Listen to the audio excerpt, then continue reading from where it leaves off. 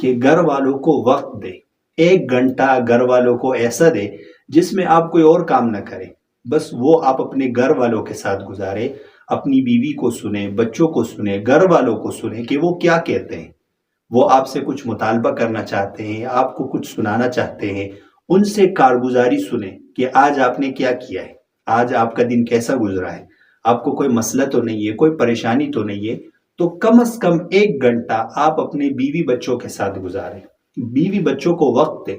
جب تک آپ وقت نہیں دیں گے تو سب سے جو قیمتی چیز ہے جب آپ کسی کو دیتے ہیں تو وہ وقت ہے، آپ وقت دیں، بچوں کے ساتھ وقت گزاریں اور ان سے پوچھیں کہ آپ کو کوئی پریشانی تو نہیں ہے، آپ کو کوئی مسئلہ تو نہیں ہے۔ آپ مثال کے طور پر 2 گھنٹوں کے لیے گھر آتے ہیں اور اس وقت بھی آپ موبائل میں مصروف رہتے ہیں یا لیپ ٹاپ میں مصروف رہتے ہیں یا اپنی فائلز لے کر اس میں مصروف رہتے ہیں، تو آپ گھر والوں کو وقت نہیں دیتے